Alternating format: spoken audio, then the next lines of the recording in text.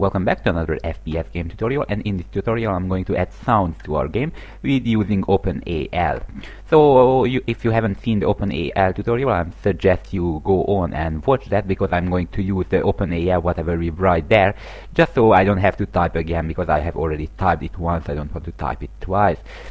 So I will create a sound class. This sound class will be I will create one instance of this class, and this sound class basically handle all of our music and all of our sounds basically. So it handle the ID, it handle the loading, and I will only have to use a few member function to get to be touched with this class. So basically I have to use the load sound whenever I want to load something. The load sound will be intelligent enough to not load the same sound twice, so it will remember what sound is already loaded, and if we want to load the same sound, then it will pretty much just give back the ID. Right, and we have a play sound wherever we just play the sound with passing the ID and then passing the position where we want to play the sound. And there is a third function, which is the set listener. I have to call the set listener every frame, and the set listener will basically just setting the position of the listener to the player's position and the direction of the listener to the player looking direction. That's it. That's all free public member function, which we are going to use. Of course we are using the destructor and the constructor, but that's not really using, we're just creating the instance and it will automatically call the destructor at the end. So first of all, let me just use the inclusion guard as always. So if not defined sound underscore age, then we define the sound, caps lock, sound underscore age, and end if right here. By the way, you can make this class a singleton class. I haven't talked about this kind of class, but it's interesting. I recently started to use them. Alright, so class sound, this will be the name, and here we have a few functions. First of all, I'm going to need a data. This data will be storing everything about, not everything, but a lot of stuff about the current sound. So it will be the current sound. Yeah, that's what I wanted to say. So we need to store the ID, the source ID, the buffer ID, the buffer itself in here, because we need to free the buffer at the end, and that's pretty much it. So it's a simple structure. So struct, and I just call it data. Okay, and by the way, you may notice I make this inside the sound class. So basically it will be just visible inside here. So I have an unsigned int source ID. I have another ID called buffer ID. I will have the buffer itself, so char and buffer. And I will also store the name of the file, because later on we go through all of these sounds, and then we have to decide whenever it's a new sound. So it will be a string, for example, string, and I just call it name. Right, and one function, obviously the constructor, which is waiting for unsigned int, and we need the source ID, unsigned int, we need the buffer ID, and then we need a char pointer data, and finally we need the name itself. So I just get it as a const char and convert it here, so const char name. Okay, and I use the member initialization list, so source ID and si. Let me put a space right here so it will be easier to see, maybe the colon as well. I think we can do that.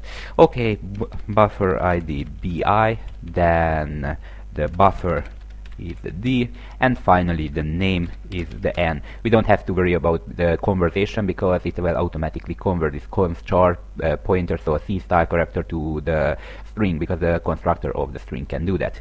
Right, that was pretty much about the data. So we need a vector of this.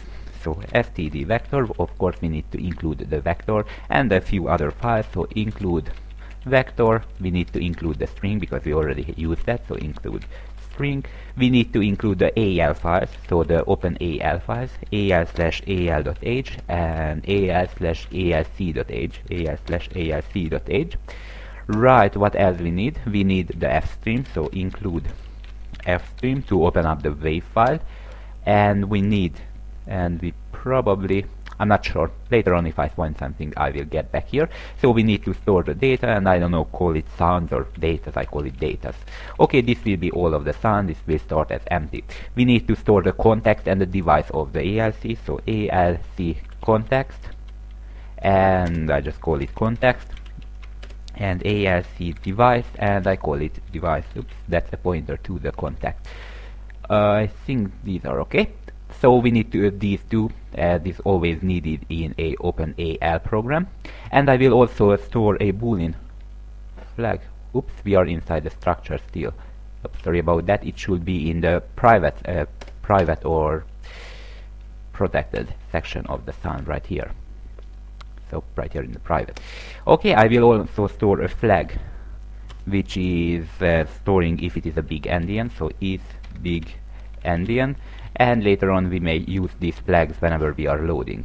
Okay, we need a few private member function which is loading the char. So char, actually let me copy the prototype right from here. So this char load wave, this prototype we need of course the convert to an integer prototype.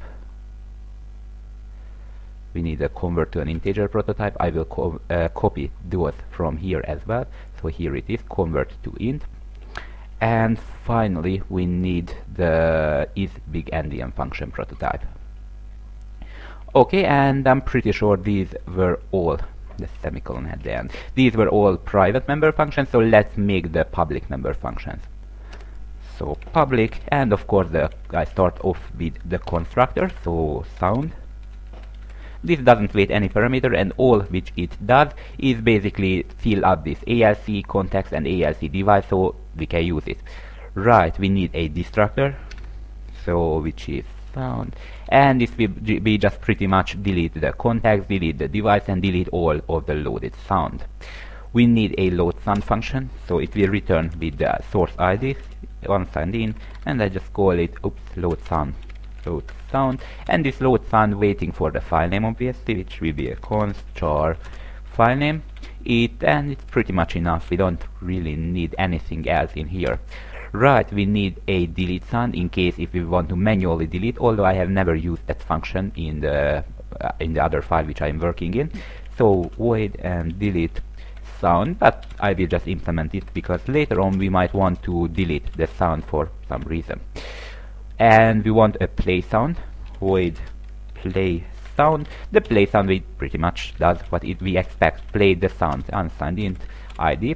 And actually let me make an overloaded version of this play sound. This will play the sound on the last position which we have defined, so it's good for a not moving object, but usually we want to apply another. So we want to apply another parameter which is the current position. For example, if I want to play the attack sound of the zombie, then I will pass as the second parameter the position of the zombie, so we know where the sound came from. Because remember, OpenGL is a three-dimensional thing in 3 dimensions, so it's a 3-dimensional sound. We want to know where the sound comes from, not just the fact that it's coming from. It's actually working fairly good because I have tried out when I look to the right, then I get the sound louder on the right speaker if the zombie is of course it was front of me. Yeah, okay, and yeah, of course this is a vector 3D, and actually let's make a const vector 3D, const vector 3D reference, and I call it position. Alright, that was about the play sound. You can make other overloaded play sounds like waiting for the velocity or something. I will not care about those right here because they are fairly simple to implement and we don't really need them. Okay, and I will also make a stop sound function, although I have never used this either. So void stop sound. The stop sound function will stop the sound which we define with the ID obviously, so unsigned int ID. And finally, one of the most important functions is the set listener, which sets the position and the orientation of the listener. So void set listener. Okay, and it's waiting for a vector 3D position, which is the position. Let me call this other one position as well. Okay, and const vector 3D reference position, and also another which is the orientation, const vector 3D orientation. This orientation can come from the camera.getVector function. I said we will use that quite often, which is basically just give back where are we looking at currently. That was it, and let's implement these. Okay, some of these will be basically just a copy and paste from the other file which we have already implemented, so we don't have to manually implement everything. So include sound.h, and actually before I forget, I go here in the sound.h and include the vector3d class. So include vector3d.h. Alright, so right here we included the sound.h, and bool is endian is come from the OpenGL because we have already implemented it. Actually the convert to integer and load wave, I will copy this free function right here in the sound.cpp instead of this this free function, and I only have to make a sound : to before every function name to indicate that these are in the sound class. Perfect, we are almost finished. Now a few more is left, the sound, then these. Okay, the constructor will pretty much come from the OpenGL.cpp again, from which is basically the beginning of the main. So this is ALC open device and ALC make context current. That is it. And I will just copy in here. So as you can see, I just initialize the device. We should delete the type definition because we have this as a member variable right here, ALC context and ALC device. So delete the ALC device and ALC context type definition. Right, that was pretty much the entire stuff of the constructor. So try to open a device, then create a context and make the context current, which is how you always set up OpenGL programs. So I will not go into that what all of these means in the deeper sense. So the destructor will of course delete the context and the device which it have opened.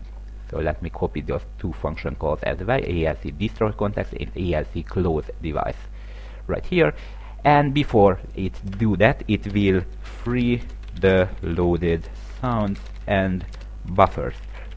So we should make it right here, the freeing the loaded sound and buffers.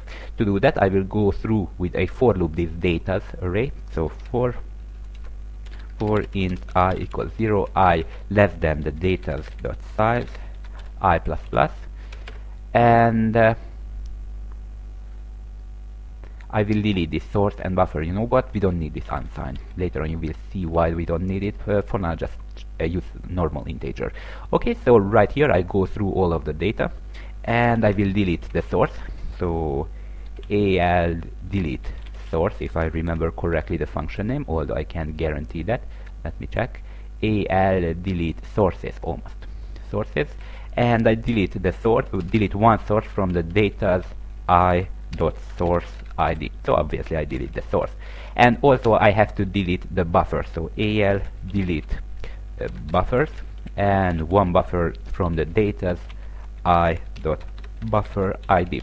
Okay, I have deleted the buffer as well. Although I should have mentioned right here that as I said, this loader will be intelligent enough to not use so not load the same file again and again and again. Just load it once and then use the ID which is already loaded in.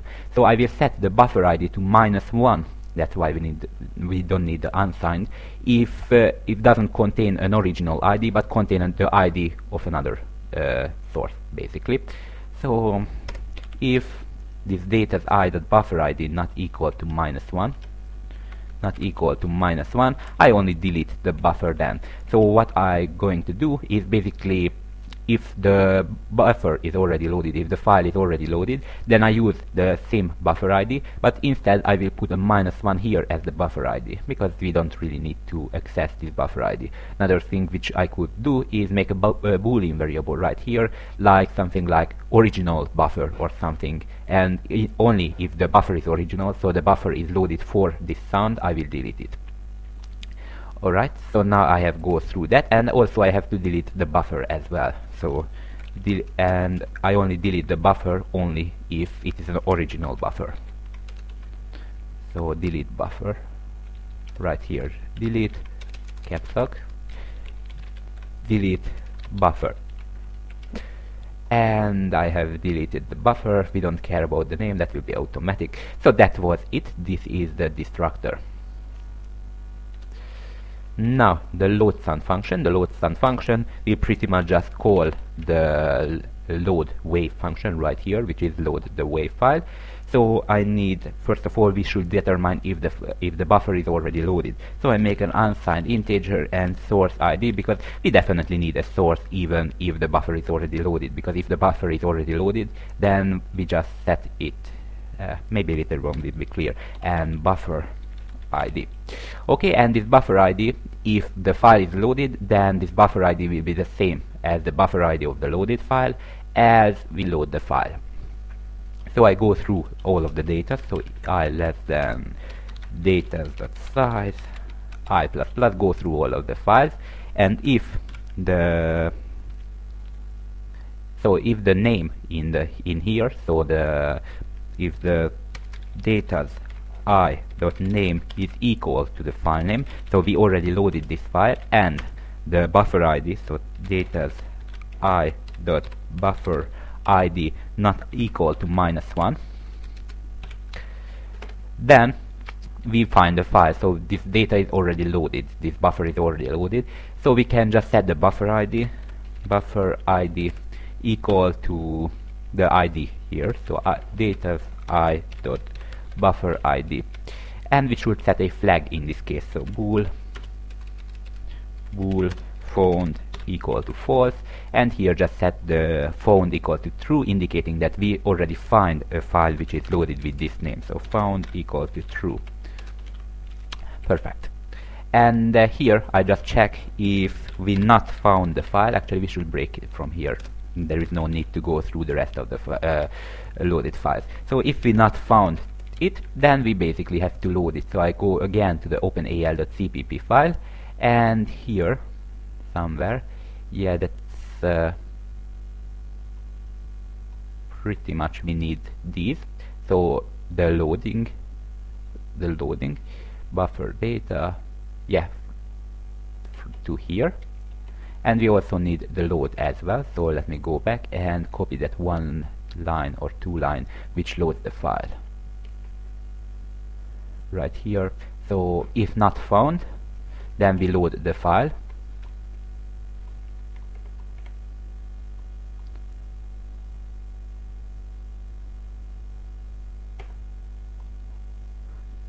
alright. So if it is not found, then I will load the file into the buffer ID. As you can see, I generate a new buffer ID. Just let me delete this. So what happens in here, that if I found the file, then I use the buffer ID from that loaded file, the buffer. So if we didn't found the file, then I just going to load in the file. Of course, here I've just changed it to file name. I just load in the file and set the buffer ID and set up the buffer. That's all what I did here. It's pretty simple.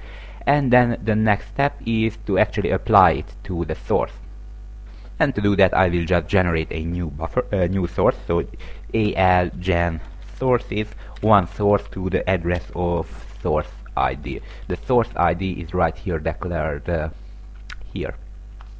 Okay, I'll generate a new source, and then I just set the data of this source. So al source I and source ID, and I just set the al buffer, which is basically what sound it should have. We should have the buffer ID, which is either an already loaded sound, or we just loaded this sound. Okay, and we need to set something I didn't talk about, which is the reference distance. So the reference distance is the higher the value, the less attenuation the sound will have as you get further, because the default is 1.0, and it's pretty much as you get further, the sound gets very, very weak, because the default is not good for us. So source ID, and this is called al reference distance, and I will just set it to 3.0. That seems like a fairly good number. So again, the reference distance is basically as you get further how much the attenuation factor should be, and this is a inverse. So as you get higher, as you put higher numbers in here, the less attenuation your sound will have. And that was pretty much it. So I just push it back. So datas dot push back a new loaded sound, and just create a new data with the constructor. And if you remember, it's first waiting for the source ID, so source ID, then waiting for the buffer ID if we have loaded it. So let me put if we not found the sound, then we put the buffer ID into here, as we put -1 in here. So here what I do is basically, if we loaded the sound just right now, then the buffer ID will be equal to the buffer ID as -1. So that's why I need to check if it is -1 here in the constructor, because if it is -1, then some other sound have that data. Right, and the next is the buffer, the next is the data, right, data, which should be global, isn't it? So data, not global, but not in the if statement, and I put it right here. So char data, and I just put the data into the last parameter and another parenthesis. That was it.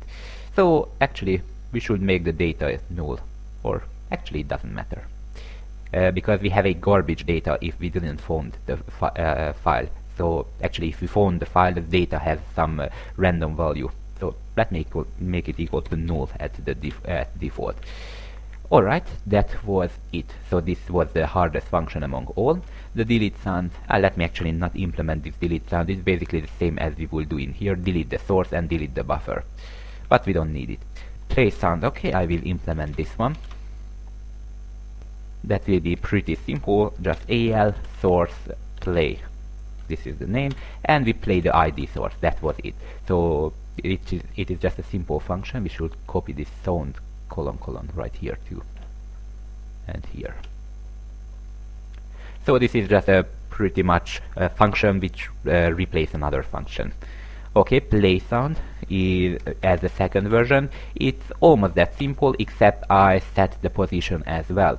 So al source source 3f, right? Source 3f, and then I get the ID and al position, and just set the position.x, position.y, and position.z.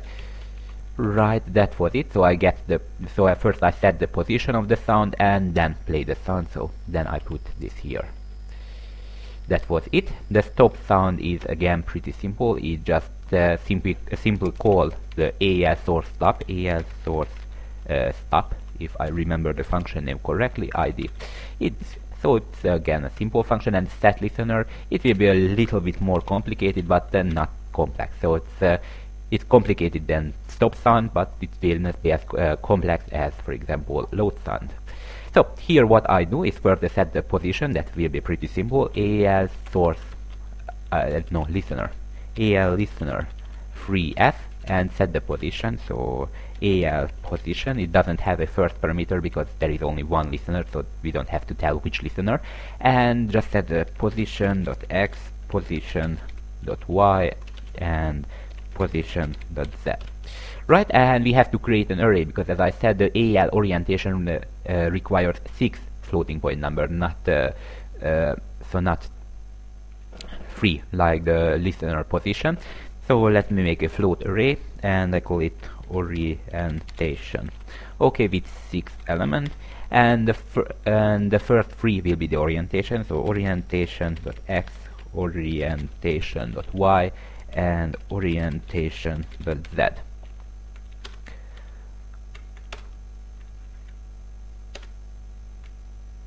Oh, I think I made one right. Okay, and next is the up vector, which is just 0, 1, 0. This is the up vector in OpenGL. Alright, that was it, the orientation. Now we only have to set it. So al listener fv, because we need to give it as a array. There is no 6f function or something. Al orientation, and the second is basically just a pointer to the array, orientation. And that pretty much is the set listener function, and in theory we should have a perfectly working sound class if I copy this sound colon after before every function name. So let's try to create one instance in here in the game header file. So first of all we have to include it, obviously. So sound.h, and let me create an instance right here. Doesn't really matter. So sound, and actually it will be a pointer as well, although it doesn't have to be a pointer, it can be a normal sound class in the stack. So I just call it audio. Okay, we should remember that we should use audio, the sound is the class name. Okay, I created, and here in the constructor I just create a new of them. Actually, let's create it somewhere before I create the zombie and other stuff. It doesn't really matter. So audio equals to new sound, and it doesn't wait any parameter. I don't have to put the parentheses in that case. Okay, and that was pretty much it. We have a new sound. So we just give this audio to everywhere we want to use it. So for example, in case of the zombie, let me do the zombie. I give you the weapon and other stuff. I will only make the zombie have sound. Okay, so right here as the last parameter, we will modify the zombie momentarily. So I will give the audio to it, and audio, and what else? We should give the ID to the sound which it should use. So audio, and I just use the load sound member function, which waiting for one parameter, which is the file name. I don't have a file, the sound file right here in the game in this folder, so actually I have to open up Audacity and get some sound. Usually you want to go to, I don't know, Google, YouTube, and search for a sound like I did, and actually I loaded a sound for the other FPS game, which was something named as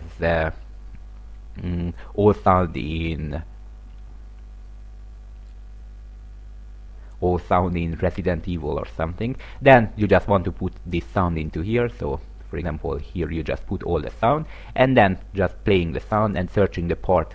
So playing the sound, searching the part which you like, and then just make a selection there and press this button right here, and you have a sound.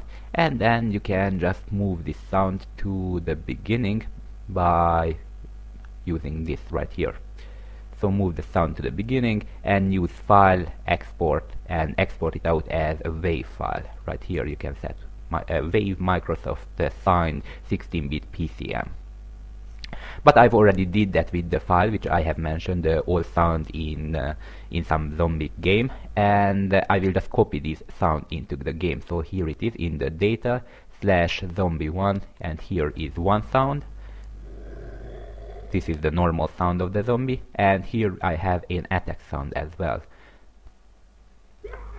Okay, so I just copy these two files to my current folder /data /zombie1. Okay, one is called zombie1, so zombie1, and the other is called zombie attack1.wav. So I can load these two files. So did I return? I don't think I have returned from this load sound function. I always forget to return. So return with the source ID. Right. Okay, and load the sound data /zombie1 /zombie1.wav, and let's load the other sound as well. So audio and the load sound. You might want to give array if you want a lot of sound for the zombie, and just give the array to the zombie, and then there you will decide what to do with them. Or even better, let's do a file. Let's make a file like zombie.dat, where you just put what sound and what mesh do you want, and then in the zombie you do all of this stuff. For now I will use the constructor of the zombie, so data /zombie1 /zombie attack.wav. Perfect, I have the two files. So the final step which I have to do before debugging is to go into the zombie file, and let's wait for these parameters, and of course play the sound occasionally. So right here I will just modify the constructor, the zombie constructor. So it will wait a sound pointer which is called audio, and it wait an unsigned integer which is called normal sound, and another unsigned integer. Actually, let me call this normal sound, and another unsigned integer which is called attack sound. Okay, and let me create this normal sound and attack sound right here as a private variable. So unsigned integer normal sound attack sound. Okay, and also I should include the sound which I have created, include sound.h. Almost there.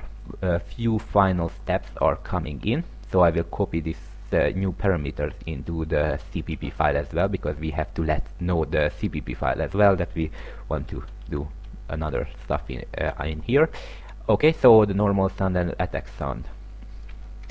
Normal, actually we should use the this normal sound equal to normal sound, and this attack sound is equal to attack sound. And now I have realized we don't even need this audio right here, so let me just delete it. So we don't need that here, we just need the IDs. We need it whenever we want to play it, so in the update function. Okay, so the update function is modified a little bit again by waiting for the audio, actually sound, which is the class name sound audio class, because obviously we need to play the sound, and to play the sound we need the audio, so we can use the play sound function from the audio. Okay, and right here in the update I just added a sound audio. Perfect. And the last thing to do is to actually play the sound occasionally. So right here where the zombie is attacking, so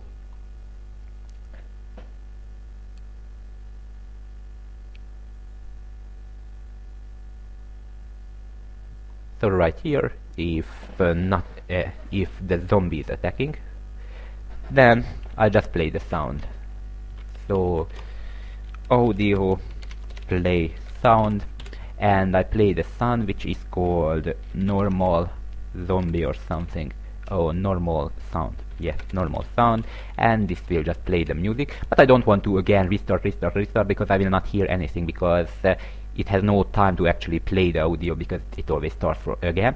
So I will just use a random number generator right here. So if random number 200 is equal to 0, I only play at that case. So I don't want to always play, just if I generate a random number between 0 and 200, and if this random number is 0, which is rarely happen obviously, because the chance is 1 200th the chance, so about 0.5% maybe. I will play the I will play the sound. Okay, and I can add the sound right here when there is a normal animation to it. Again, I do the same stuff. This is the attack sound. I screwed it up. Attack sound. Okay, and I play the sound in case of in normal cases as well. So here I play the normal sound. Here I play the normal sound.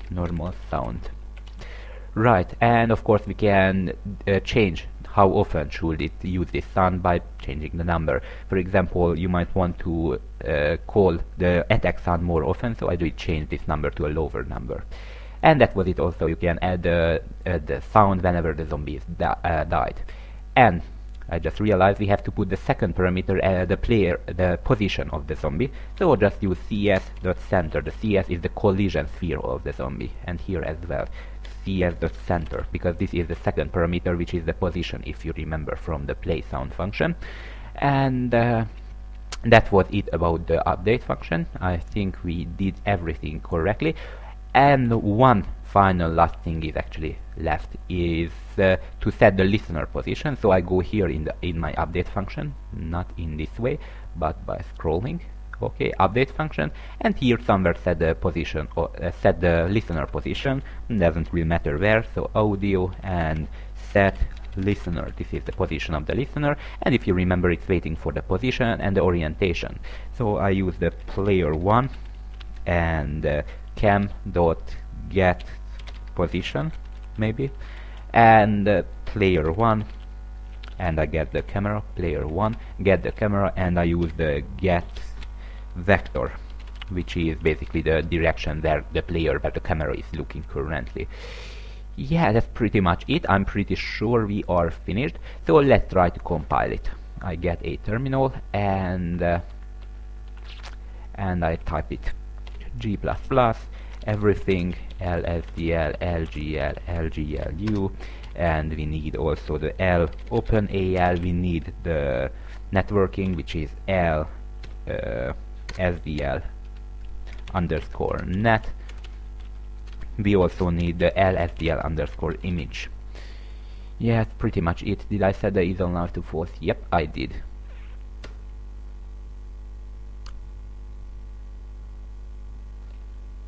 Okay, that's a lot of error. What did I screw up in zombie.h10? I think I haven't put a semicolon after the sound data definition in the header file. Right here we should put a semicolon. That should eliminate a few of these errors.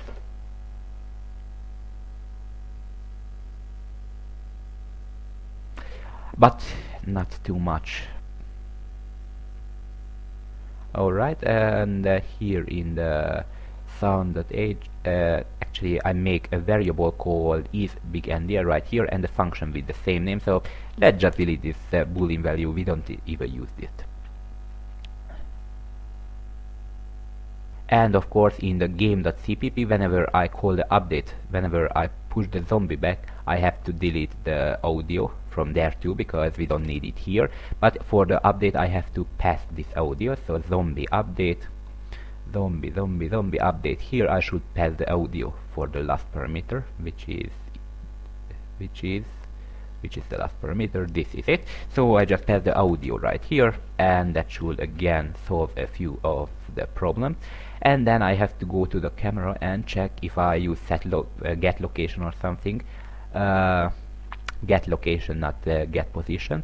So I fix that, and then we are ready to roll. Get location. Alright, so let's try to compile it again.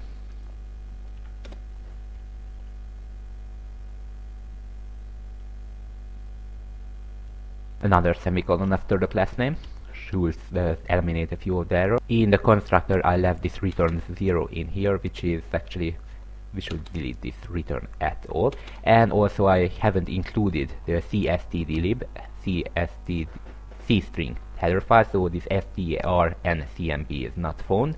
So let me just include that as well. So include C-string, and again that should eliminate a few of the errors.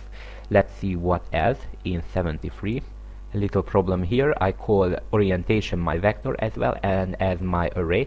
So let me just change this to orient or something, and then it shouldn't give error. So orient. Here where I delete, I should pass addresses instead of numbers. So I just get the address of the array. Basically it's not an array, it's just a number. Right here I call data, but that's the structure name, so I just call it data, sound data or something, sound data, and I change everything to sound data when I use data. Right here as well.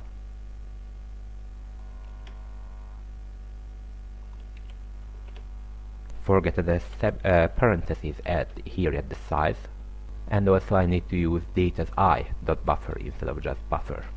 Last parameter also should be the file name. I forget that. Also I have to cast it to an unsigned integer, so let me cast it at 73 and 76 right here to an unsigned integer pointer, because it don't want to cast it automatically, so it has a problem casting to an integer pointer into a const lu int.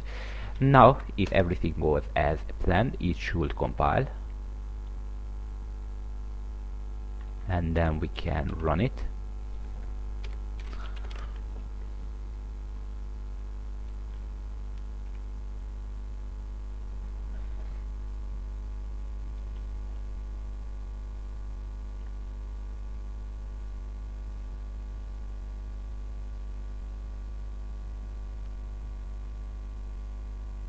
Oh, I see my mistake. I put it here, the play audio, wherever we are checking if we are the current frame is greater, so we have to put back the frame. So let me just put it outside right here and make it something like isWalk and the random number to 200 is equal 0. Then play the sound, and this one as well right here.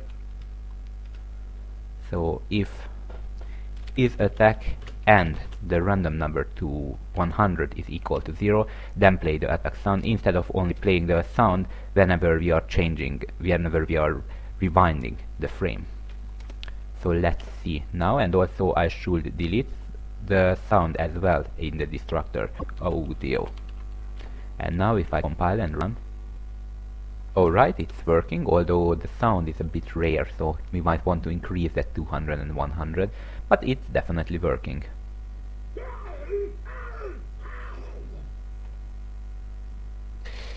Okay, that was about this tutorial. Sorry about this lot of mistakes I did. So, thank you for watching and have a great